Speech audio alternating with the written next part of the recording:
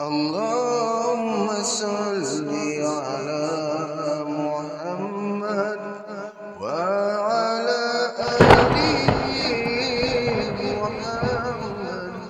Allahumma salli ala Muhammad wa ala ali Muhammad.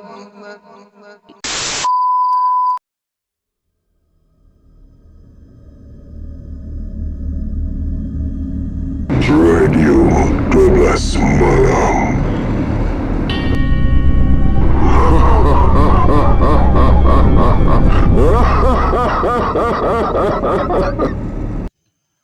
Assalamualaikum warahmatullahi wabarakatuh. Salam sejahtera. Terima kasih kerana hadir lagi ke dalam Radio 12 Malam, kawan-kawan Radio 12 Malam. Baik, semoga kepada para pendengar channel ini dimurahkan rezeki dan dipermudahkan urusan semua, insyaAllah. Amin. Panjang umur, sihat, dapat anak yang baik, insyaAllah. Baik, malam ni kita akan teruskan dengan segmen himpunan kisah mistik. Kita tak nak ngoceh terlalu panjang, tapi macam biasa, untuk kawan-kawan, saya nak menjemput untuk sama-sama berjumpa saya di dalam satu lagi channel, Nota Khalifah di sana. Saya pun akan berada di sana. Kita jumpa di sana juga nanti, ya. Baik, kita akan teruskan dengan kisah yang seterusnya.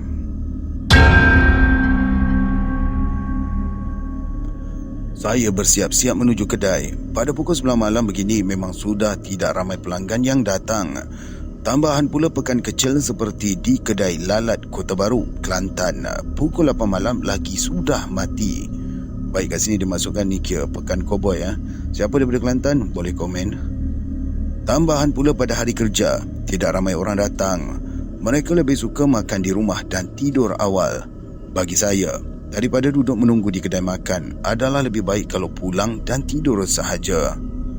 Selesai mengunci semua pintu dan tingkap, saya pun menghidupkan enjin motosikal.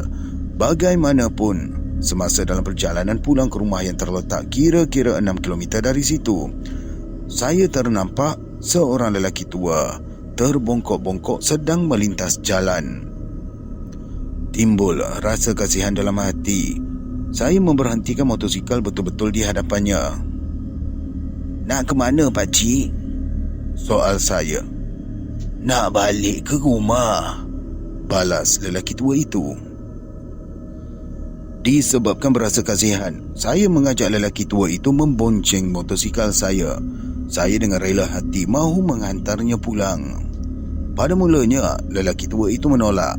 Tapi saya terus mengajak kerana risau berlaku sesuatu kepadanya, memandangkan malam pun sudah semakin larut. Memang bahaya kalau dia berjalan sendirian di dalam gelap. Lelaki tua itu mengatakan yang dia tinggal di Kampung Rahmat, hanya bersebelahan dengan kampung saya. Baik, siapa di sini orang Kelantan yang tahu di mana Kampung Rahmat boleh komen, ya. Kebetulan kami melalui jalan yang sama. Saya pun menghantarlah lelaki tua itu pulang dan memberhentikan motosikal betul-betul di hadapan pagar rumahnya. Setelah menghantar lelaki tua itu pulang, saya terus memecut motosikal pulang ke rumah. Jarak di antara rumah saya dengan ke rumah lelaki tua itu tidaklah begitu jauh, hanya kira-kira 3 km sahaja. Okey, tak jauh 3 km. Kita anggarkan lebih kurang 3 minit lebih. Sampai sahaja di rumah, saya mengagau kocek. Saya tercari-cari di mana kunci rumah. Namun, setelah semua poket digagau, kunci rumah tidak dijumpai. Alamak! Saya menepuk dahi. Barulah saya sedar yang saya tertinggal kunci rumah di kedai. Kunci itu saya simpan di dalam laci almari yang menyimpan wang kutipan harian. Gugusan kunci itu agak berat. Jadi saya tidaklah menyatukannya dengan kunci motosikal. Maka sekali lagi lah saya memecut motosikal menuju kedai tempat saya berniaga. Semasa dalam perjalanan, saya ternampak kelibat seperti lelaki tua tadi di bawah sepohon pokok besar, tidak berapa jauh dari rumahnya. Saya memerhatikan lelaki tua itu. Dia kelihatan duduk mencangkung seorang diri. Di dalam hati saya terdetik, mungkin orang tua tu dah nyanyuk. Baru je dihantar pulang ke rumah, dia keluar lagi. Kasihan saya melihat orang tua itu. Memandangkan ketika itu sudah pun mencecah pukul 12 lebih. Saya bertambah rasa simpati melihatnya bersendirian dalam suasana yang gelap dan sejuk. Tetapi saya ni perlu cepat mengambil kunci rumah. Badan dah letih dan mata pula dah mengantuk. Mau tak mau, terpaksalah saya membiarkan lelaki tua itu di situ. Saya terus memecut motosikal menuju ke kedai.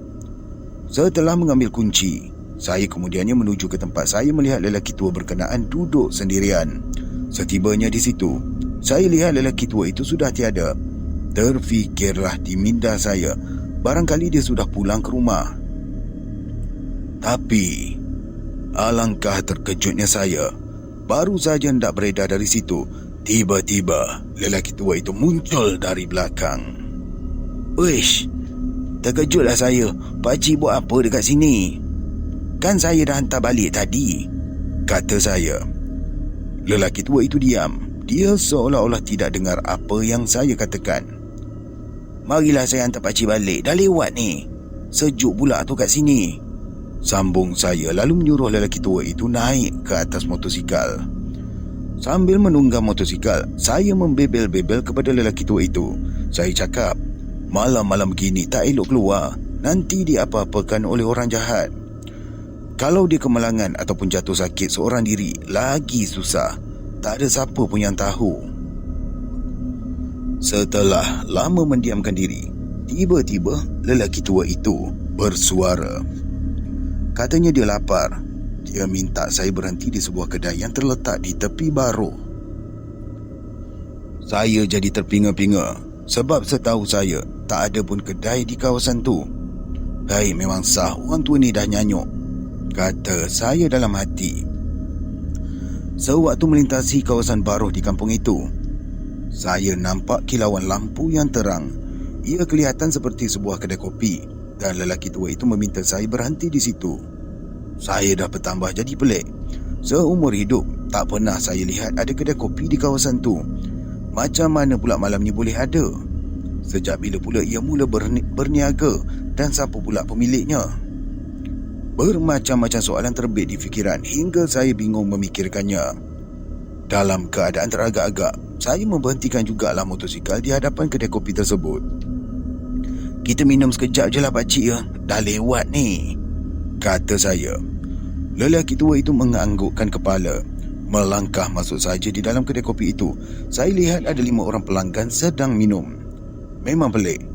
Wajah mereka juga saya tak pernah nampak sebelum ni. Lelaki tua itu pun mengambil meja di tengah-tengah. Saya memerhati sekeliling, masih lagi bingung memikirkan apa yang sedang berlaku. Sebaik saja saya duduk, datang seorang gadis yang sungguh cantik mengambil pesanan. Tergamam saya melihat gadis cantik itu. Gadis itu juga tak pernah dilihat sebelum ni. Lantas saya pun bertanya kepada lelaki tua itu, "Dah lama ke ada kedai kat sini pakcik?" "Lama dah," balas lelaki tua itu ringkas. Saya dah semakin pelik. Kalaulah kedai itu dah lama ada di sini, kenapa yang saya tak tahu kewujudannya? Sedangkan setiap hari saya akan lalu jalan ni, tak kira siang atau malam. Confirm mustahil tak nampak. Semua mata di dalam kedai itu memandang saya. Saya menjadi makin tidak selesa. Saya berasa janggal memasuki kedai itu. Apa yang saya inginkan kepastian sekarang ni ialah siapa lelaki tua yang berada di depan saya ni. Lantas saya membuka pertanyaan. "Pakcik, boleh saya tanya sikit?" Saya mulakan pertanyaan. Lelaki tua itu mengangguk perlahan tanpa memandang ke arah saya. "Macam ni, siapa nama pakcik Kenapa pakcik merayau-rayau malam-malam ni?" soal saya.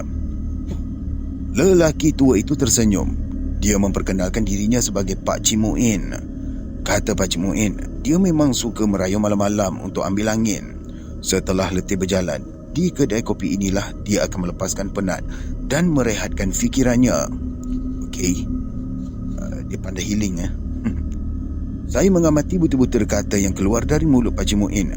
Mendengar percakapannya, tidak pula nampak yang dia ni seorang yang nyanyuk. Kalau nyanyuk, tentu percakapannya tidak menentu. Sebelum ini juga, saya tak pernah kenal Pakcik Muin. Tapi perkara itu tak mustahil kerana saya pun jarang bercampur dengan penduduk di kampung-kampung berdekatan. Disebabkan itulah, saya tak mengenali Pakcik Muin. Kenapa yang pakcik duduk bawah pokok besar tu? Kan baru tadi saya hantar pakcik balik. Saya bertanya lagi. Ujar Pakcik Muin. Dia berasa lapar, sebab itulah dia keluar. Tambah Pakcik Muin lagi, dahulu dia bekerja sebagai tukang gunting. Di bawah pokok besar itulah tempat dia mencari rezeki menggunting rambut. Sebab itulah dia suka duduk di bawah pokok besar itu. Pakcik Muin seterusnya menceritakan, pokok besar itu membawa banyak erti dalam hidupnya. Di situlah dia mencari rezeki. Di situ juga dia menghabiskan sebahagian besar hidupnya. Barulah saya faham keadaan sebenarnya. Malam kian larut, saya berasa makin seronok bersembang dengan Pakcik Muin. Saya mula mengorek cerita-cerita lama dari lelaki tua itu. Pakcik Muin juga tidak bosan dan semakin rancak berbual. Ralit bersembang membuatkan saya terlalai. Sedar tak sedar apabila melihat jam, rupa-rupanya dah pukul 2 pagi. Saya segera membayar minuman dan mengajak Pakcik Muin untuk pulang. Dalam hati saya mengatakan, sudah tentu anak-anak Pakcik Muin mencari ayahnya itu. Tentu mereka bimbangkan keselamatannya.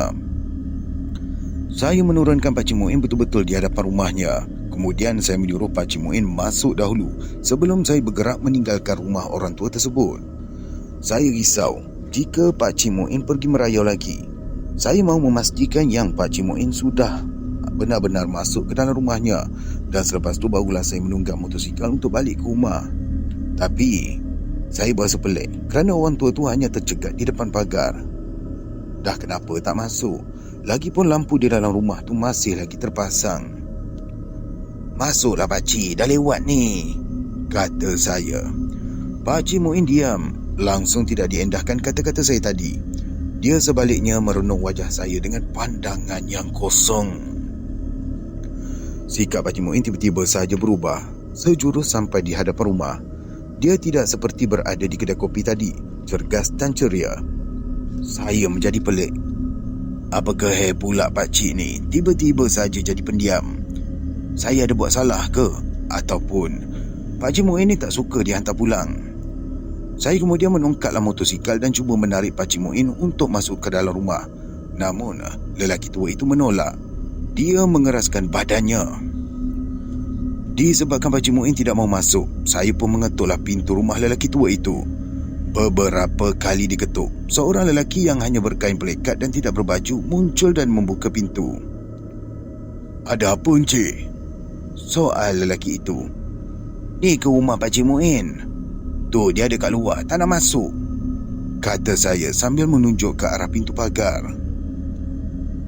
Lelaki itu terkejut. Matanya membulat mendengar kata-kata saya. Saya segera berpaling ke arah pintu pagar. Namun saya terperanjat apabila melihat Pakcik Muin dah tak ada kat situ. Saya segera berlari keluar pagar dan memanggil-manggil Pakcik Muin.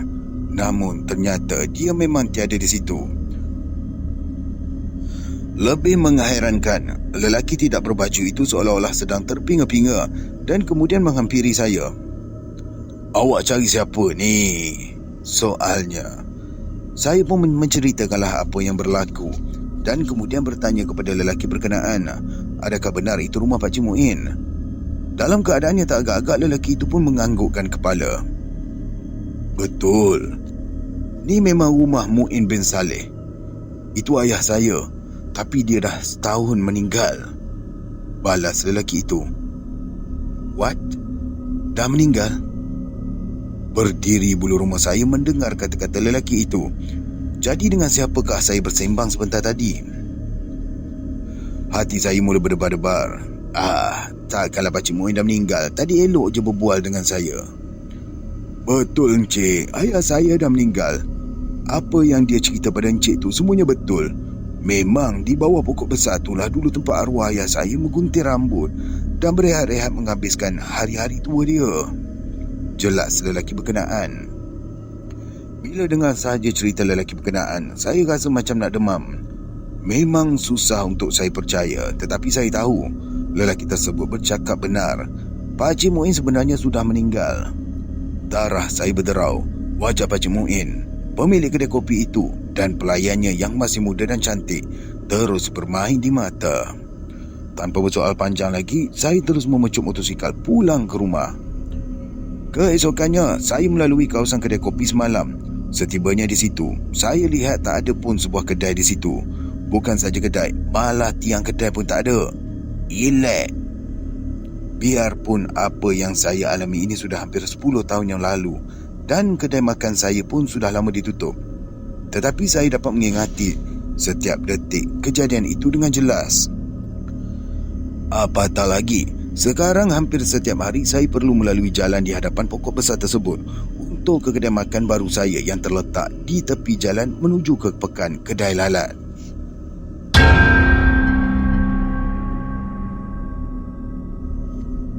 Pernahkah anda lihat foto yang ada entiti misteri di dalamnya? Kalau tidak, mungkin sekurang-kurangnya anda pernah dengar cerita mengenai entiti yang tiba-tiba wujud pada sekeping foto bila ianya dicetak atau divisual semula. Sedangkan semasa foto itu diambil, entiti tersebut memang diyakini tidak ada. Pernah bukan? Okey, baik. Kalau daripada belah pendapat saya, memang pernah ada lah. Masa tu naik 4x4. Nantilah kalau ada masa nanti saya akan ceritakan pengalaman tu. Pendek lah, tapi memang suspend lah. Zaman-zaman bukan Android, zaman-zaman Symbian gitu. Baik, kita teruskan. Itulah yang saya alami. Namun, ia bukanlah melalui foto, tetapi melalui klip video. Lebih tepat lagi adalah melalui video yang saya ambil melalui kamera laptop saya. Dahulu, tidak semua laptop ada built-in camera. Bagi laptop yang tidak dibekalkan dengan built-in camera, mereka boleh menambahkan device tersebut secara berasingan. Namun sekarang hampir semua laptop didatangkan dengan built-in camera. Umpamanya sesiapa sahaja yang membeli laptop jenama tertentu, ia telah dilengkapi dengan perisian kamera komputer atau disebut sebagai webcam software. Ia dikenali sebagai Cyberlink UCam dan mempunyai pelbagai versi. Dari versi pertama yang asas dan tidak banyak features dan effects hinggalah ke versi yang terbaru, ke-7 yang mempunyai features dan effects yang serba mengujakan. Dengan effects yang disediakan, gambar yang diambil boleh diedit menjadi lebih cantik dan di luar jangkauan kita. Bentuk muka yang normal boleh jadi tidak normal. Hidung, mulut, mata atau telinga boleh mengembang. Mata boleh menjadi satu, muka boleh menjadi dua, pipi boleh cengkung atau gebu segebu-gebunya, dan berpuluh lagi effects yang lain. Itu mengenai foto. Untuk mengedit klip video juga disediakan berpuluh-puluh efek yang semuanya di luar jangkaan kita. Efek grafik video ini dinamakan sebagai Cyberlink UCam DVFX. Okey, kat sini dia ada bagi huraian-huraian. Mungkin ada kaitan supaya kita faham. Baik, kita teruskan. Melaluinya, pelbagai perkara boleh kita buat, antaranya menukar latar belakang kepada lokasi-lokasi menarik di tempat lain. Kalau yang kaki sembang, mereka boleh bersembang menggunakan perisian ini dengan kesan 3D lagi.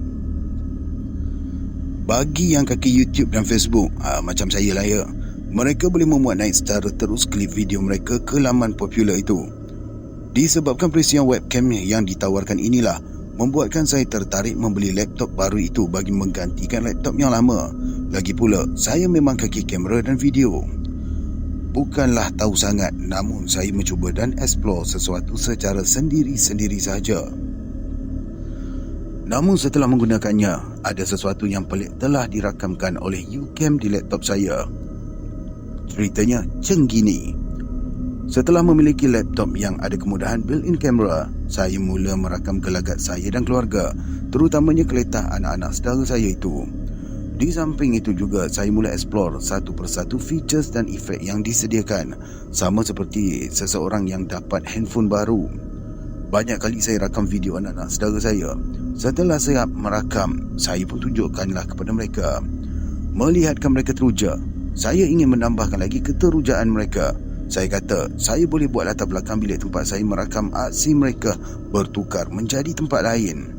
Bukan di sini, tetapi di luar negara yang bersalji, bergurun, dikelilingi pokok-pokok bunga, di tepi laut dan sebagainya. Cuma bagi saya masa, dan semasa proses saya mentransformasikan latar belakang menjadi lain. Mereka tak boleh tengok saya buat kerja. Haha, budak-budak.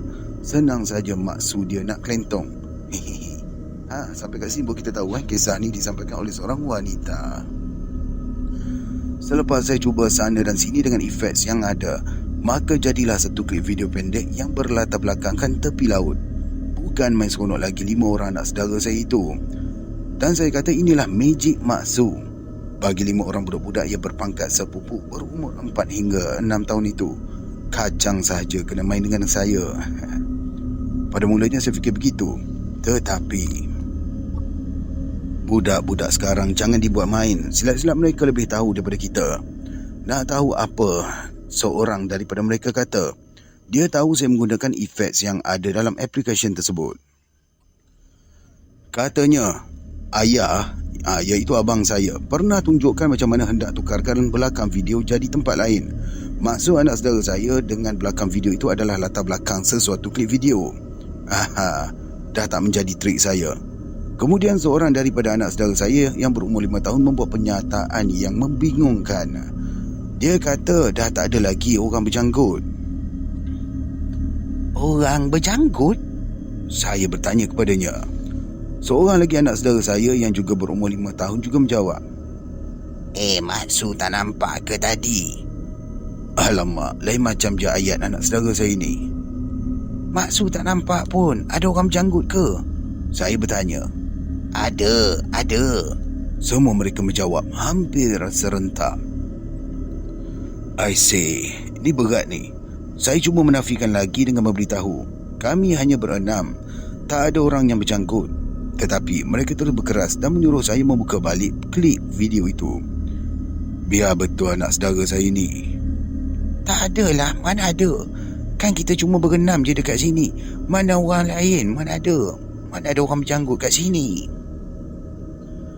Mereka tak puas hati dengan kata-kata saya dan meminta supaya saya membuka semula klip video asal. Untuk memastikan tidak ada orang berjanggut, saya buka klip video asal yang belum diedit. Masing-masing mengerumuni saya lebih dekat lagi. Tu, nampak tu, kata anak saudara saya yang bernama Aisyam. Tergetar saya bila terpandangkan ada orang lain selain kami berenam di dalam klip video yang saya rakam sebentar tadi. Memang benar apa yang anak-anak saudara saya kata. Memang ada orang berjanggut yang muncul dalam klip video itu.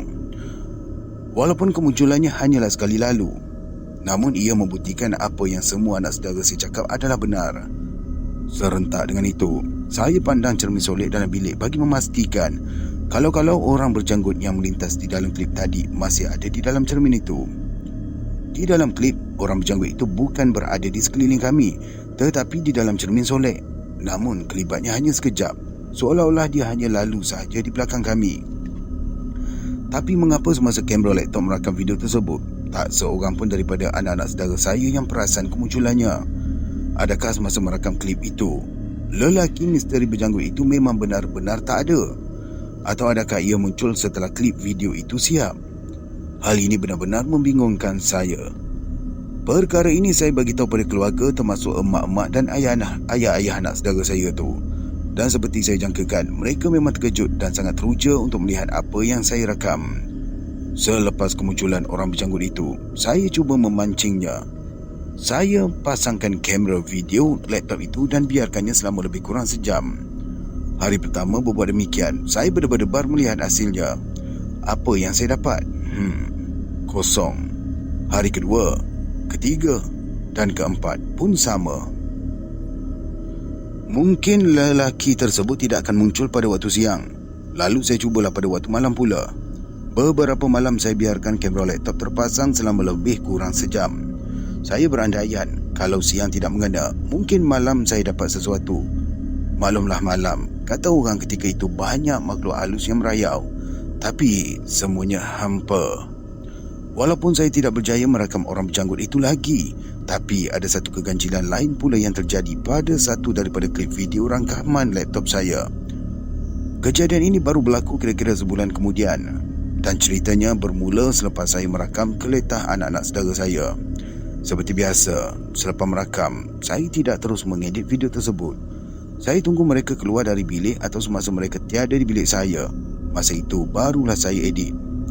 Saya tukar setting klip video itu. Kali ini saya menukarnya menjadi setting berlatar belakangkan pokok-pokok hutan. Klip video yang sudah siap diedit itu saya tunjukkan kepada 3 orang anak saudara saya yang masih berada di rumah. Saya cakap, hebat tak Magic Masu ni? 2 minggu kemudian, anak-anak saudara saya berkumpul lagi di rumah datuknya, iaitu rumah saya lah tu.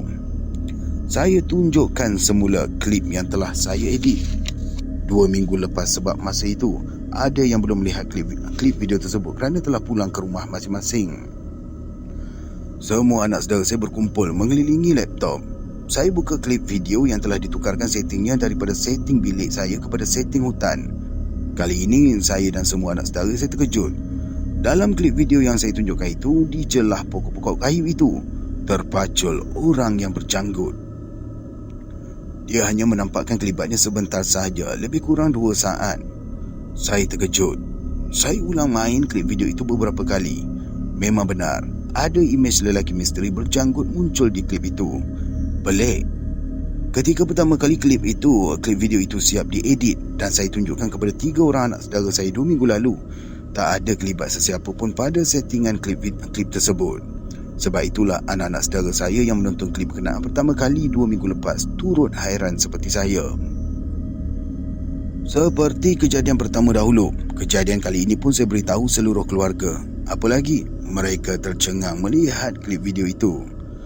Walau kes seperti orang berjanggut muncul pada sekeping printed foto atau masih dalam bentuk imej JPEG, sedangkan ketika foto itu diambil, dia tiada. Itu pun pernah terjadi. Boleh juga dianggap sudah biasa. Kalau kes seperti orang berjanggut muncul pada klip video, sedangkan semasa proses membuat klip tersebut, dia tidak wujud, itu luar biasa, tetapi masih juga boleh diterima. Fenomena sebegini pernah terjadi. Namun, kalau seperti kes orang berjanggut boleh masuk menembusi sehingga ke dalam efek cyberlink UCam DVI-FX, ini memang tidak masuk akal langsung. Apa yang terjadi ini bagi saya memang pelik. Nantilah, kalau saya rasa saya dah bersedia, saya akan muat naikkan 2 klip rare saya itu ke dalam YouTube. Abang-abang dan kakak ipar saya pernah mencadangkan agar saya muat naikkan klip itu di YouTube sebelum ini. Tapi buat masa sekarang biarlah ia menjadi tatapan saya dan keluarga sahaja.